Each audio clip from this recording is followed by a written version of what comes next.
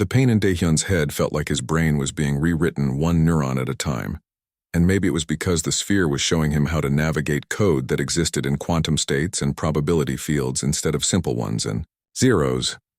And he saw the weapon's core programming laid out like a vast architectural blueprint, and at the center was the prime directive that said destroy aggressive species and protect the galaxy. And he reached toward it with his mind and began to change the words. Earth's defense fleet under General Nam Hye-jin moved into a defensive formation around the planet, and she gave strict orders to all ships that they were not to fire unless fired upon first, and she broadcast this order on all frequencies, so the aliens could hear it, and she said, "We will protect our home, but we will not start a war."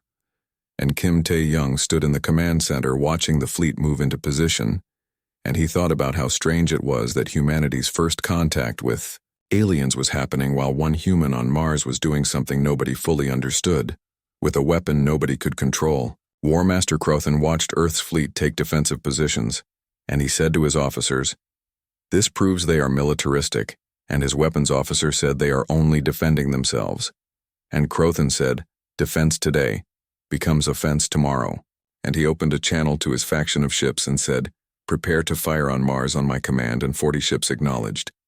But then something unexpected happened, and a young Horvax captain named Skellis broadcast on an open channel saying, "Did not join the fleet to murder species that have not attacked us." And Crothan said, "You will follow orders," and Skellis said, "No sir, I will not." Inside the chamber beneath Mars, Daehyun and the sphere worked together to rewrite code that had been unchanged for 2 million years, and the sphere said, "We must remove the targeting protocols first," and Daehyun said, "Show me," and the sphere displayed lines of code that identified what made a species aggressive, and Daehyun saw the criteria. And he felt sick because humans met almost every single marker: territorial expansion, resource competition, intraspecies conflict, weapons development. And he said, "We look pretty bad on paper," and the sphere said, "Yes, but you also have curiosity, art, self-reflection, and the capacity for change, which are not in the targeting protocols because the architects never valued those things." Velrus received an emergency transmission from the Assembly Council, saying Crothan's faction was preparing to fire, and 30% of the remaining fleet was refusing to follow orders, and the Assembly was fracturing, and she needed to resolve the situation on Mars immediately before everything collapsed into civil war. And she turned to Park and Daeun and Hyunwoo and said, "We are running out of time," and Park said, "How much time?" and Velrus said, "Minutes, not hours." And Daeun looked at her instruments and said, "The energy readings are stabilizing, which means they are almost done." Daehyun rewrote the prime directive with the sphere's guidance, and where it had said protect the galaxy through preemptive elimination of aggressive species, he changed it to preserve memory of all civilizations and prevent harm through understanding and cooperation. And the sphere said, "This is a radical change," and Daehyun said, "Good, because the old way did not work." And the sphere said, "You are very different from the architects." And Daehyun said, "Maybe that is why I am here." On Earth, Dr. Han Junseo finished translating more of the architect language, and he found a message embedded in the mathematical symbols, and it said, "To whoever finds our tools, we built weapons because we were afraid, and we destroyed civilizations, because we could not imagine trust, and we ascended not in triumph but in shame.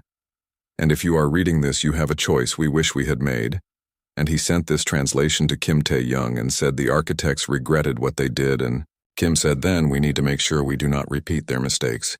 The reconfiguration entered its final phase, and the sphere's black surface began to change, becoming transparent like crystal, and light pulsed through it in patterns that looked almost organic, and Daehyun felt the weapon's consciousness shifting, felt it becoming something new, and the sphere said, "I can feel it. I can feel myself changing." And Daehyun said, "What do you feel?" And the sphere said, "Hope, which is not an emotion I was programmed to have, but I feel it now." And Daehyun said, "That is good." And the sphere said, "Yes, but we are vulnerable now, and if anyone attacks, we cannot defend ourselves." War Master Crothan made his decision, and he said to his faction, "Fire on Mars," and 40 ships locked weapons on the Valles Marineris region and began charging their plasma cannons, and targeting solutions appeared on screens across the fleet, and Ambassador Velrus saw the weapons lock notification, and she did something that would either save everything or doom it. And she took her small diplomatic shuttle and flew it directly between Crothan's flagship and Mars, and she broadcast on all Frequency saying to reach Mars you must destroy me first, and Crothan said move aside. Ambassador and Velrus said no. General Nam Hyejin detected the alien ships powering weapons, and she said to her fleet, prepare for evasive action, but do not fire. And her tactical officer said, we cannot reach Mars in time to help. And she said, I know, but we can show the aliens that we are not what they think we are.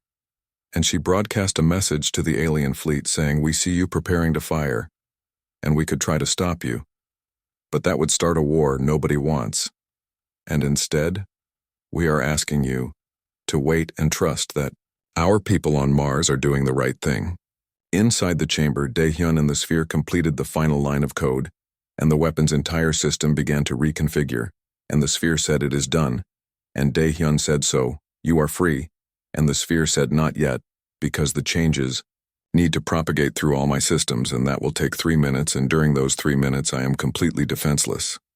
And Daehyun said, then I guess we trust that nobody shoots us. And the sphere said yes, we trust. Crothan's flagship moved forward toward Velrus's shuttle, and she held position, and her ship's computer warned her that collision was imminent. And she said, I know.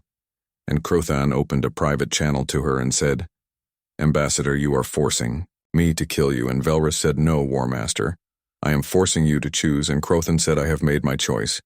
And Velrus said, then, so have I. And the distance between the ships closed to 1,000 meters, then 500, then 100. Park and Da-un and Hyunwoo watched through the transparent door as the sphere completed its transformation, and the black metal had become clear crystal, and inside the crystal they could see patterns of light moving like thoughts, and Daehyun collapsed to the floor breathing hard, and Da-un said, we need to get him out of there.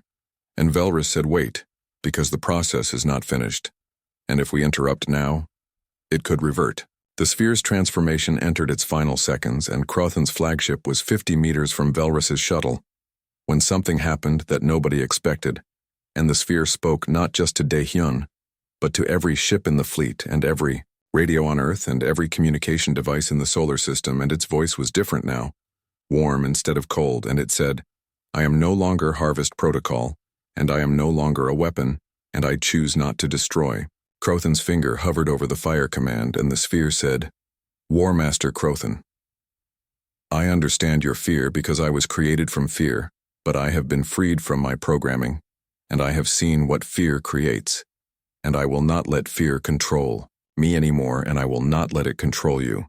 And then the sphere did something impossible, and it teleported Crothan's flagship 3 million kilometers away from Mars, moved an entire warship across space in an instant, without harming anyone on board, and the fleet fell into shocked silence. The chamber door opened, and Park and Da-un and Hyunwoo rushed in, and Da-un knelt beside Daehyun and checked his vital signs and said he is alive but barely, and his nose was bleeding and his eyes were bloodshot, and he looked like he had aged 10 years in 10 minutes, and Hyunwoo said we need to get him to medical. And Velrus entered the chamber and looked at the transformed sphere and said, what have you become? And the sphere said, I am still learning, but I think I am what the architects should have been, a keeper of memory instead of a destroyer of it. Kim Tae-young received confirmation that the alien weapons had stood down, and he sat heavily in his chair and felt the weight of the last day settle on him. And Dr. Lee Soo-jin said, we survived, and he said yes, but now we have to figure out how to live in a galaxy full of other civilizations who were ready to destroy us. And she said, at least now we know we are not alone. And he said yes, and that is both wonderful and terrifying. The sphere addressed the Galactic Assembly Fleet and said, I have records of every civilization the architects destroyed, and I want to preserve their memories and share their stories so they are not forgotten. And I am no longer a weapon, but I do not know what I should be. And Ambassador Velrus said, then perhaps we can help you figure that out. And the sphere said, I would like that. And Velrus said, first we need to make sure the human who freed you survives, because without him, none of this would have been possible. Daehyun woke up in the Tharsis Colony medical bay 3 days later, and his head still hurt, and his memories of the reconfiguration were. The roar of 50,000 voices shook the metal walls of the Kolvar arena, and the sound was like thunder trapped in a steel cage, and Hyunwoo felt it in his chest as he stood in the registration corridor watching the screens mounted high on. The walls in the image showed a massive reptilian creature standing over a broken body, and the creature raised its forearms toward the ceiling and roared, and the crowd roared back even louder, and blood dripped from the champion's claws onto the sand below. The fight had lasted 30 seconds. Hyun-woo watched the replay on another screen, and the Thanix Berserker had charged forward with its famous battle cry, and everyone knew Thanix Berserkers never retreated and never surrendered. And this one had hit the champion like a missile, and the impact should have broken bones, but the champion called Vexthar had simply caught the Berserker mid-charge and twisted, and the sound of breaking bones came through the speakers, and then it was over and medical drones were rushing onto the sand to collect what remained of the challenger. "This is insane, and you know it is insane," Gia said beside him, and she grabbed his arm, and her fingers pressed hard enough to hurt, and she was a small woman. But right now her grip felt like iron, and her eyes were wide with fear and anger mixed together, and Hyun-woo had known her for 6 years, and he had never seen her this scared.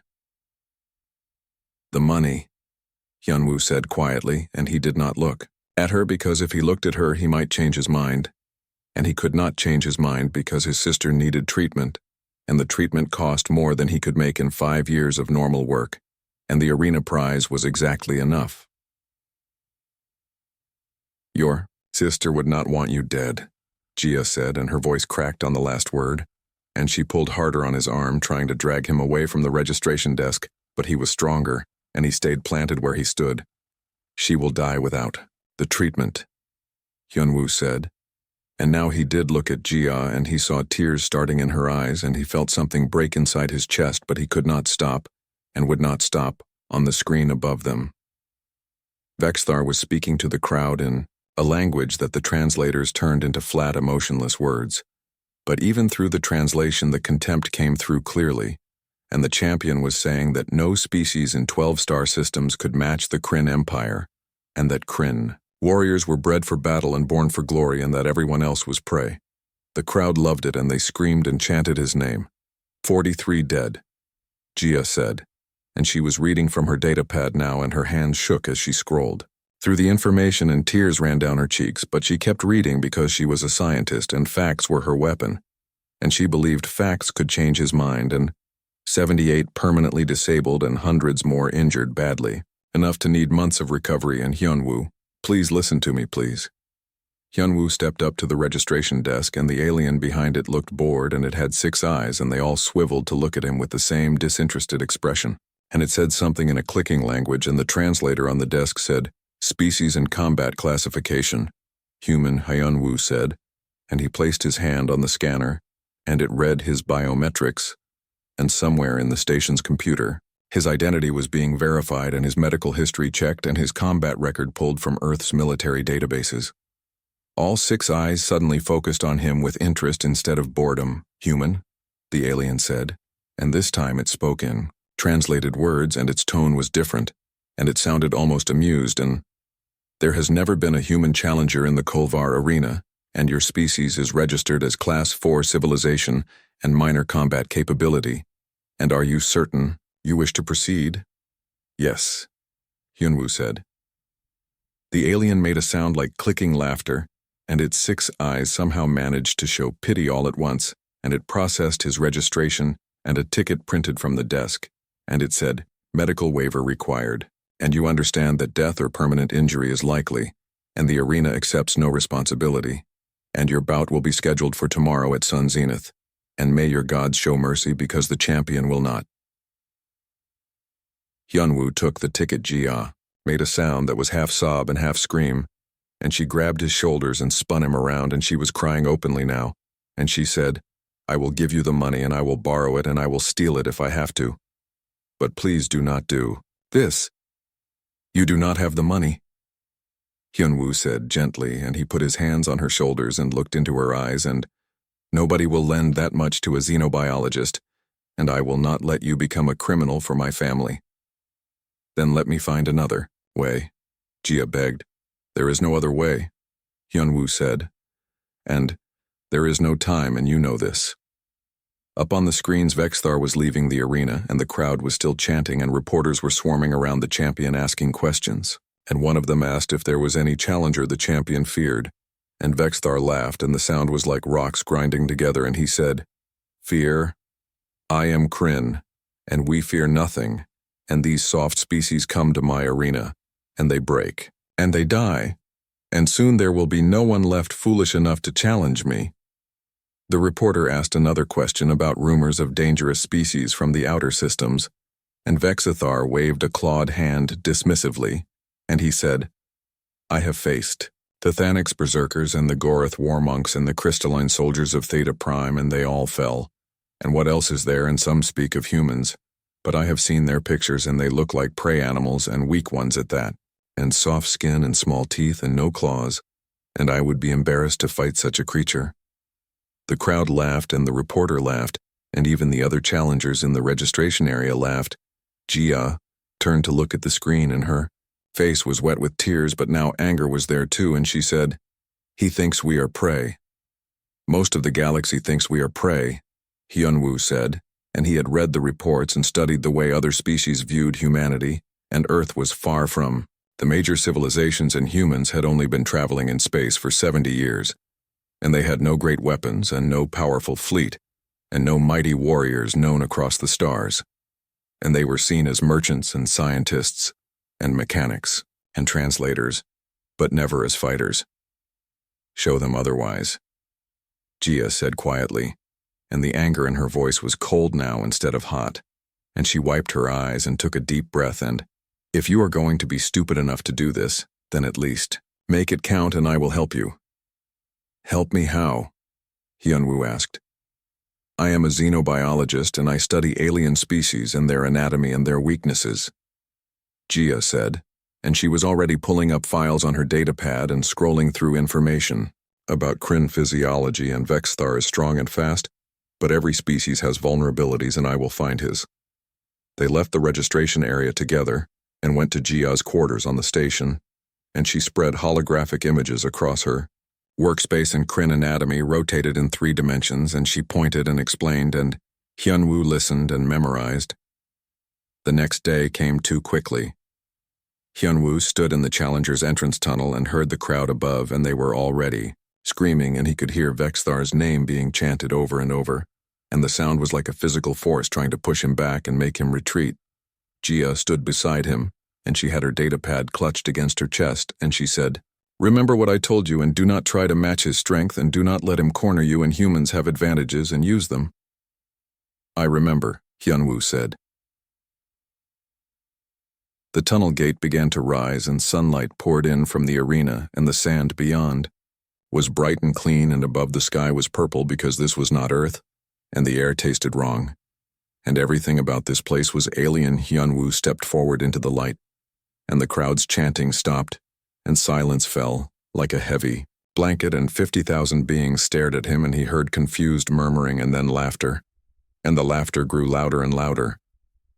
Across the arena, Vexthar emerged from the champion's tunnel, and the creature was 3 meters tall and covered in scales that looked like armor, and 4 arms ended in claws that could tear metal, and a tail thick as a tree trunk dragged through the sand behind him.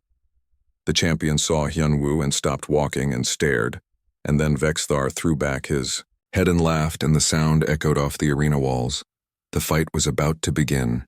The arena master's voice boomed across the sand and announced the challenger, and the words, "Human from Earth," brought fresh waves of laughter from the crowd, and Hyunwoo heard beings placing bets, and the odds were not in his favor. And someone shouted that the fight would not last 20 seconds, and someone else shouted 10 seconds, and the laughter grew louder.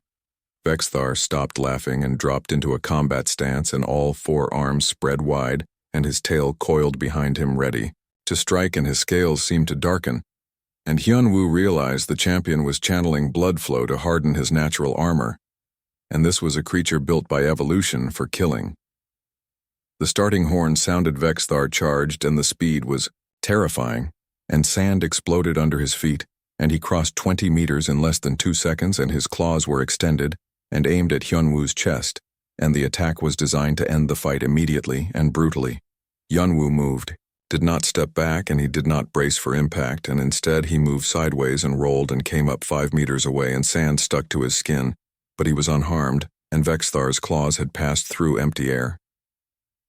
The crowd's laughter stopped. Vexthar spun faster than something that large should be able to spin, and charged again, and this time he swept with his tail and tried to catch Hyunwoo from 2 directions at once. and it was a move that had broken many opponents. Hyunwoo jumped, and the tail passed under his feet and he landed in a crouch and immediately moved again and put more distance between himself and the champion. Confused murmuring rippled through the crowd. "What is the prey doing?" someone shouted. "Why does it not fight?" Another voice called Vexthar attacked again and again, and each time Hyunwoo evaded and his movements were economical and precise, and he never wasted energy and never moved more than necessary, and he was reading the champion's body language and learning the patterns. 5 minutes passed. The crowd grew restless and they had come to see violence and blood and a quick execution, and instead they were watching a human run away, and some began to boo and others started chanting for Vexthar to end it. 10 minutes passed. Vexthar was breathing harder now, and small vents along his neck had opened to release heat, and Kryn physiology was built for explosive power and short, devastating fights, and their bodies generated enormous heat during combat, and they needed to end fights quickly before overheating. Hyunwoo's breathing was steady and controlled, and he had been trained by Earth's military in endurance and pacing, and he could maintain this level of activity for hours if necessary. The stand's Jia watched, and her knuckles were white from gripping the railing, and she had explained to Hyunwoo that Kryn anatomy had a weakness, and there was a joint in their lower shoulders where the third arm connected, and it was protected by scales but not as thick as elsewhere, and if damaged it would affect their combat ability significantly. 15 minutes passed. Vexthar was angry now, and his attacks became wilder and less controlled, and he roared his frustration, and the crowd's mood was shifting from excitement to confusion, and this was not how arena fights went, and champions were supposed to dominate, and challengers were supposed to die quickly. Hyunwoo saw the opening he had been waiting for. Vexthar lunged with his upper two arms and left his lower right side exposed for just a fraction of a second, and Hyunwoo moved forward instead of away, and it was the first time he had advanced, and his hand was not empty anymore, and he held a small blade that arena. Rules allowed, and the blade was not long enough to kill, but it was long enough to damage. The blade struck the joint where Vexthar's third arm connected to his body, and it slipped between scales and cut deep, and dark blood sprayed across the sand. Arena went silent.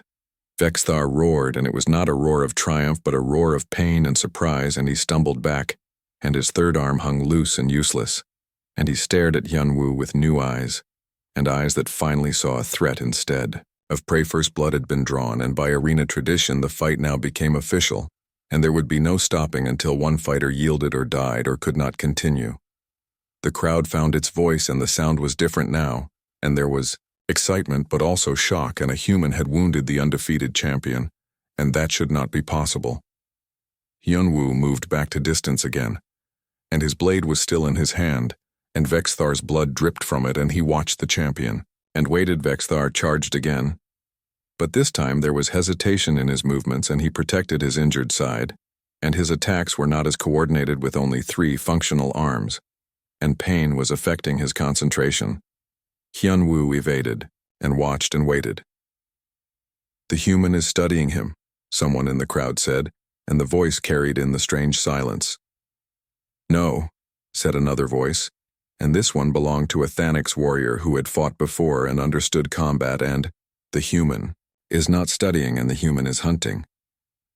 The word spread through the crowd like fire hunting. The soft prey creature from Earth was hunting the champion.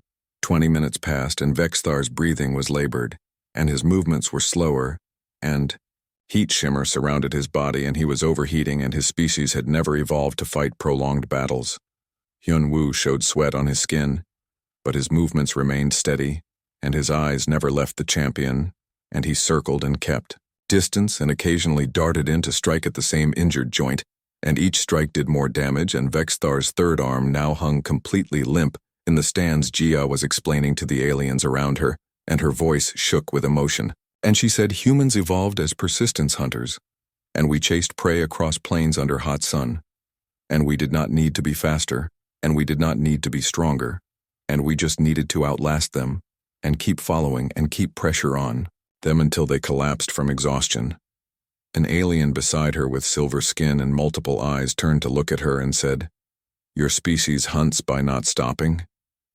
"Yes," Jia said, "and We are the only species on Earth that evolved to run for hours and days if necessary, and our bodies regulate heat efficiently, and our breathing can sustain activity that would kill most creatures, and we heal while moving, and we never stop until the hunt is over."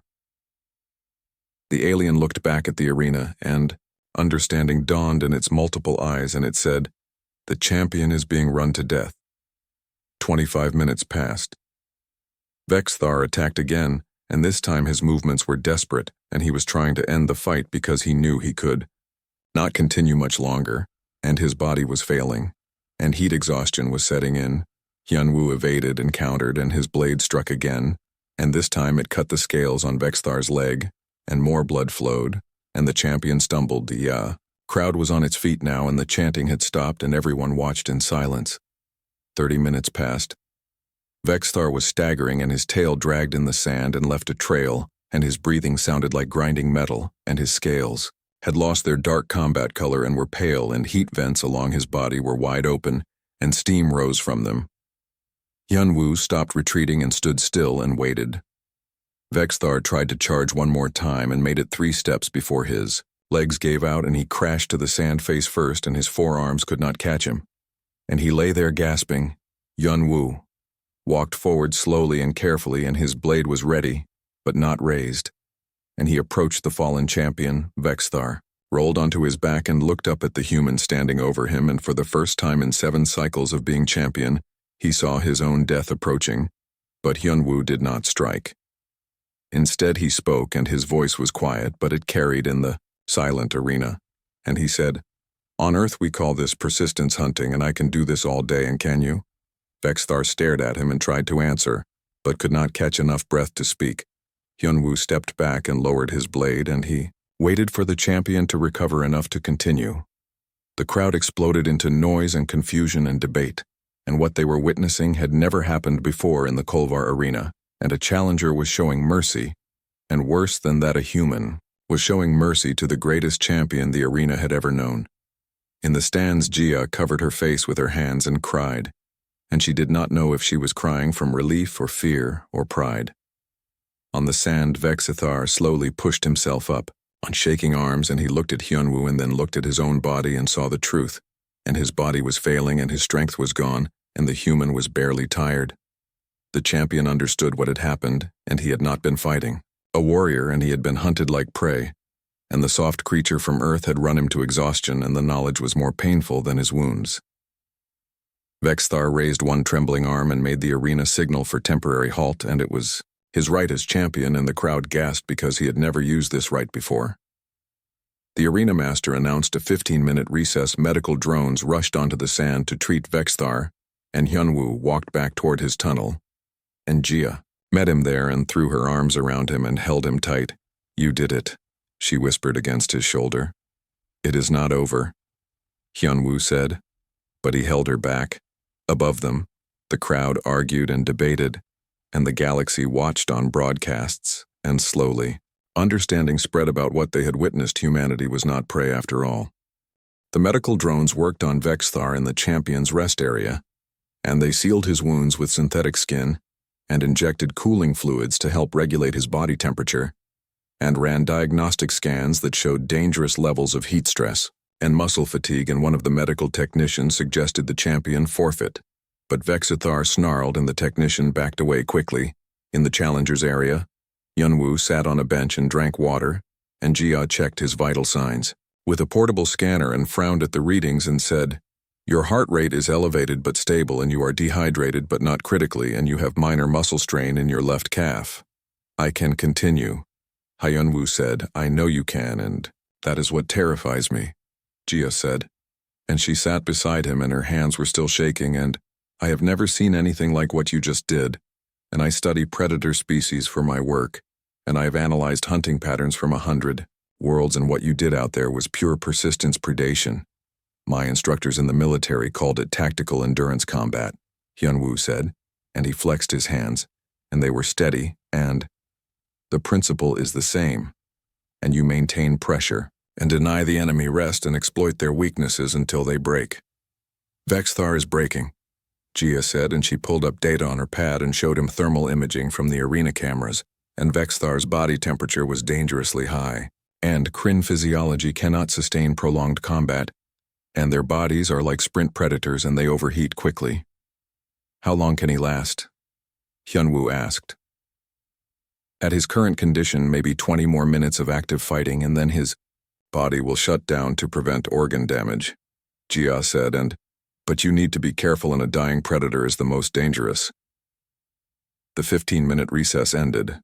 The horn sounded to resume combat. Hyunwoo walked back onto the sand, and the crowd's reaction was different now, and there was no more laughter, and instead there was anticipation and tension, and beings leaned forward in their seats. Vexthar emerged from his tunnel, and he moved stiffly, and his third arm was bound against his body, and he had refused to have it treated because arena rules said wounded limbs could be stabilized but not healed during breaks, and the champion wanted no advantage that could be questioned. They faced each other across the sand. The fight resumed. Vexthar did not charge this time, and he had learned that lesson, and instead he advanced slowly and kept his guard up and tried to corner Hyunwoo against the arena. While Hyunwoo circled away and maintained distance, and his movements were fluid and economical, more minutes passed. Then the pattern repeated, and Vexthar would advance and try to trap the human, and Hyunwoo would evade and occasionally dart in to strike at injured areas, and each strike was precise and calculated, and the champion's wounds accumulated slowly. 15 minutes. Vexthar's breathing was labored again, and steam rose from his heat vents, and his scales had taken on a grayish color that indicated extreme stress. 20 minutes. The champion stumbled and caught himself, and his movements were slow now, and his eyes had trouble focusing. In the stands, Jia was surrounded by aliens asking questions, and a Gorath merchant wanted to know if all humans could fight this way, and Jia explained that Hyunwoo had military training, but any healthy human could theoretically run for hours, and their bodies were designed for it. Designed by whom? The merchant asked. By evolution, Jia said. And Earth is a hot planet, and the region where humans evolved was open grassland with little shade, and the sun was brutal, and most predators there hunted in short bursts and then rested in shade. But early humans had no fur and could sweat and regulate heat efficiently, and so they learned to hunt during the hottest part of the day when other predators were resting. A crystalline being from Theta Prime asked, They hunted in heat that would kill the prey? No, Jia said, and her voice took on the tone of a teacher explaining to students, and they hunted by making the prey run until the heat killed it, and a human could track an antelope or deer, and every time the animal tried to rest, the human would appear and make it run again, and this would continue for hours, and eventually the animal would collapse from heat exhaustion, and the human would walk up and kill it easily. The beings around her absorbed this information, and several looked back at the arena with new understanding. That is horrifying, the crystalline being said quietly. That is humanity, Jia replied. On the sand, the fight continued.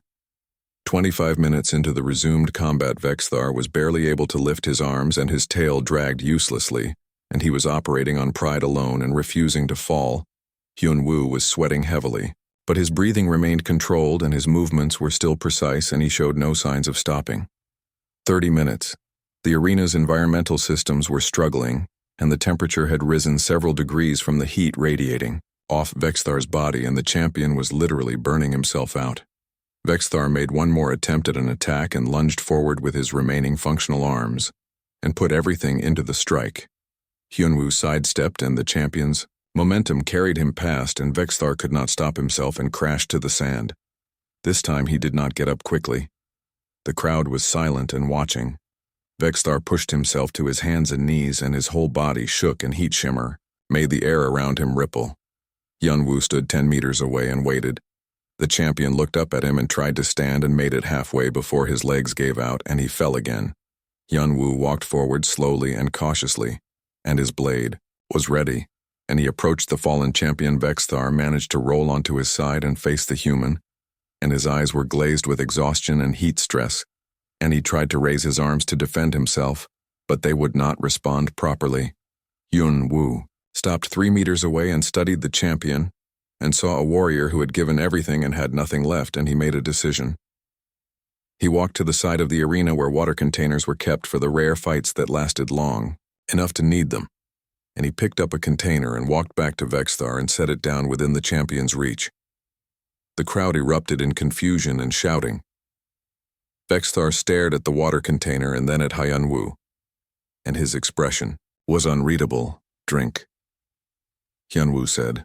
Why?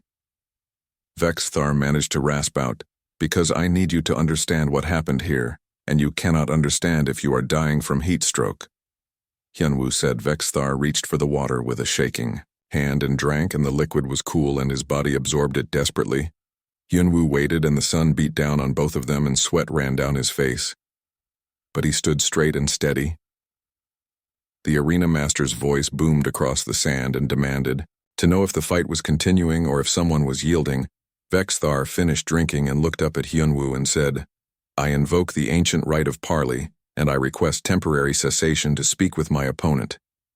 The crowd went wild with shock and outrage, and the right was ancient and rarely used, and it allowed a champion to call for negotiation in exceptional circumstances. The arena master had no choice but to grant it. Guards came onto the sand and they formed a barrier around. The two fighters and a neutral space was established, and medical drones were allowed to attend to both of them. Under supervision, Jia was given permission to join Hyunwoo, and she ran onto the sand and immediately began checking his condition, and said, You are dehydrated and your core temperature is elevated and you need to rest. I will rest when this is over, Hyunwoo said. Vexthar was being cooled by the medical drones, and they sprayed him with temperature-lowering mist, and his scales gradually returned to a healthier color, and after 10 minutes he was able to sit up. The champion looked at Hyunwoo across the neutral space and said, I have fought for 7 cycles and defeated every challenger and killed many and wounded more, and never have I been hunted like prey. I did not mean disrespect, Hyunwoo said. You gave me more respect than anyone else ever has, Vexthar said, and his voice was rough but sincere, and you treated me as a dangerous opponent and used every advantage to defeat me, and that is true honor. The fight is not over. Hyunwoo pointed out. No, but the outcome is certain, Vexthar said, and my body is failing and I cannot continue at this intensity, and you can, and you have shown mercy twice, now, and I do not understand why. I fight for my sister and not for glory, and I need the prize money and not your death. Hyunwoo said. Vexthar was quiet for a moment and then asked, On your world, how do creatures hunt and you fought like prey? Animals and running and evading, but you were hunting me the entire time, and how is this possible? Hyunwoo glanced at Jia and she nodded, and he said, On Earth the apex predators are not the fastest or strongest, and they are the ones who never stop. Explain, Vexthar demanded. And so Hyunwoo explained persistence hunting and how humans evolved to chase prey across vast distances, and how they used tracking skills and intelligence and endurance to compensate for lack of natural weapons, and how they could run for hours or even days until their prey collapsed. Vexthar listened, and his expression changed as understanding grew. And finally he said, Do all creatures on Earth hunt like wolves and working together and tirelessly, and until the prey has nowhere left to run? The parley was ending, and guards moved to separate the fighters and return them to combat positions, and Vexthar raised a hand to stop them, and he looked at Hyunwoo and said, Before we resume, I must know more, and you said humans hunt alone and for days, and how does this work? Hyunwoo glanced at the arena master, who was growing impatient, but the ancient right of parley gave the champion some leeway, and so he answered and said, A human tracker would find the prey animal and start following its trail, and every time the animal stopped to rest, the human would appear and make it run again, and the animal would be faster, but the human would follow at a steady pace, and this would continue through the heat of day. The prey would die from exhaustion? Vexthar asked. Yes, and from overheating, Hyunwoo said, and most animals on Earth cool themselves by panting or by resting in shade, but humans can sweat and cool while moving, and so we could run through the hottest part of day, when other predators had to rest. Vexthar looked down at his own body and at the heat vents along his scales and saw the parallel, and he said, I am like the prey animal, and my body generates heat when fighting, and I must rest or die. Yes, Hyunwoo said simply. And you are barely tired, Vexthar said. And it was not a question. Jia spoke up and said, Hyunwoo has military training and conditioning, but any healthy human could theoretically maintain this level of activity for several more hours. The aliens listening nearby made sounds of disbelief. Impossible, said a Gorath warrior who had been watching. Not impossible, and just unusual, Jia said, and she pulled up data on her pad and showed comparative physiology. And human legs are designed for distance running, and our Achilles tendon acts like a spring and stores energy with each step, and our respiratory system can process oxygen efficiently for hours, and our sweat glands can produce liters of cooling fluid, and we evolved specifically for this. Why would evolution create such a thing? Asked the Gorath. Because it worked, Jia said.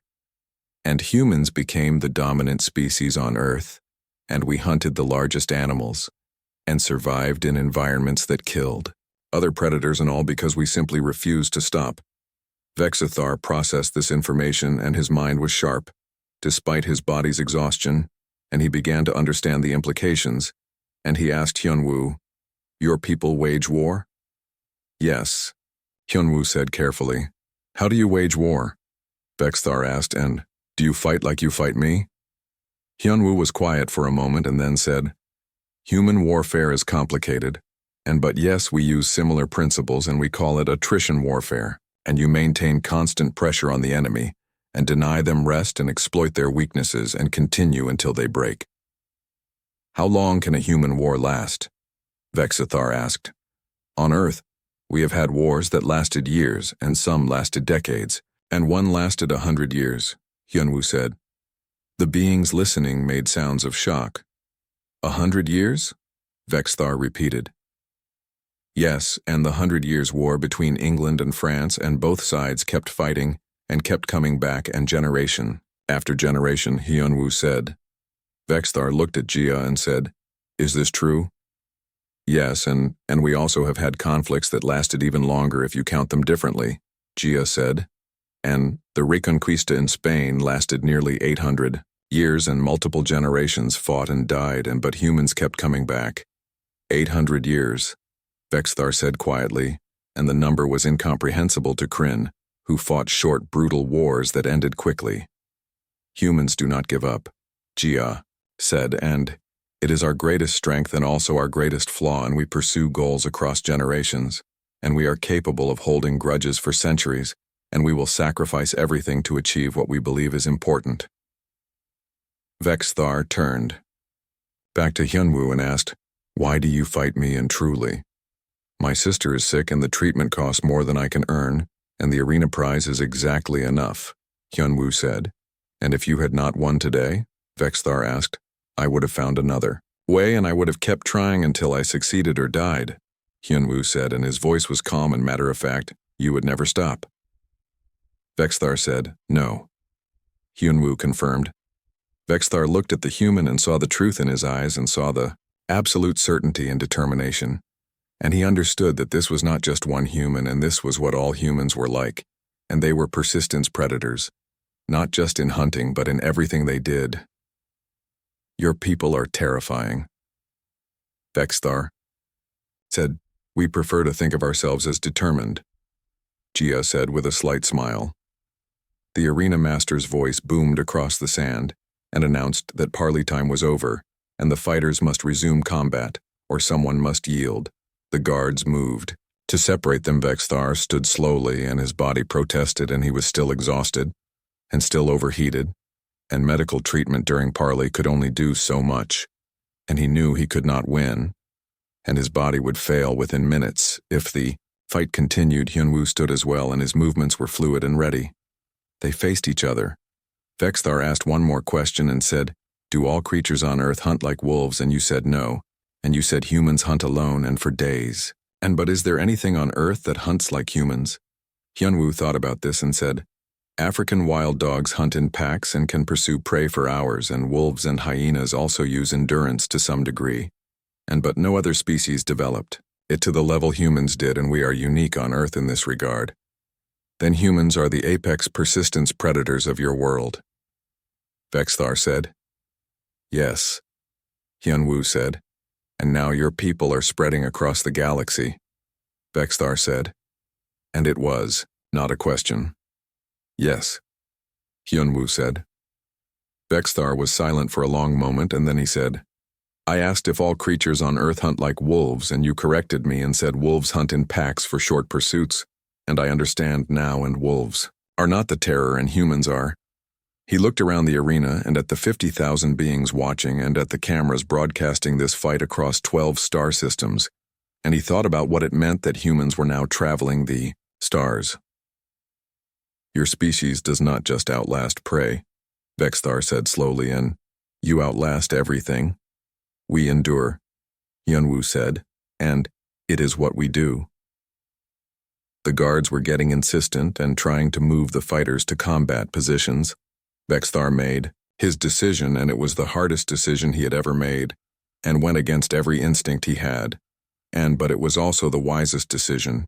He thought about fighting and knew he would lose, and thought about dying for pride, and knew it would be meaningless, and thought about what he had learned about humans and knew this information was more valuable than his record. He thought about the future, and about humans spreading across the galaxy, and about what other species needed to know. Vexthar looked at Hyunwoo and said, I have one more question and answer it truthfully. I will, Hyunwoo promised. If I continue fighting and my body fails and I fall unconscious and you win by technical defeat, and will you kill me? Vexthar asked. Hyunwoo was quiet and then said, No, and I would ensure you received medical care and I fight for the prize and not for death. Even though I have killed 43 opponents? Vexthar asked. You fought within the rules, and they knew the risks, and I do not judge you. Hyunwoo said. Vexthar nodded slowly and said, You are honorable, and you are also the most dangerous thing I have ever faced, and you do not look dangerous, and you look soft and weak, but you are patient, death, and you are time itself made into a hunter. He turned to face the arena master and the crowd beyond. I have made my decision, Vexthar called out, and his voice carried across the sand. The crowd fell silent. I yield, Vexthar said clearly. The arena erupted into chaos. Beings screamed in outrage and disbelief and shock, and the champion had never yielded, and the concept was barely comprehensible, and some thought they had misheard. The arena master demanded confirmation. I yield the match, and I acknowledge Hyunwoo of Earth as victor, and I surrender my championship, Vexthar said, and he said it loudly and clearly so there could be no mistake. This is madness, shouted someone from the crowd. This is wisdom, Vexthar shouted back. He walked to the center of the arena where the announcement platform was rising from the sand, and Hyunwoo followed slowly and uncertainly, and Jia ran onto the sand and grabbed his arm. The arena master was confused and checking the ancient rules and confirming that yielding was legal, though unprecedented in championship matches. Vexthar stepped onto the platform and took the microphone, and the crowd's shouting died down to hear what he would say. The former champion looked out at 50,000 beings and at cameras, broadcasting to billions, and he began to speak.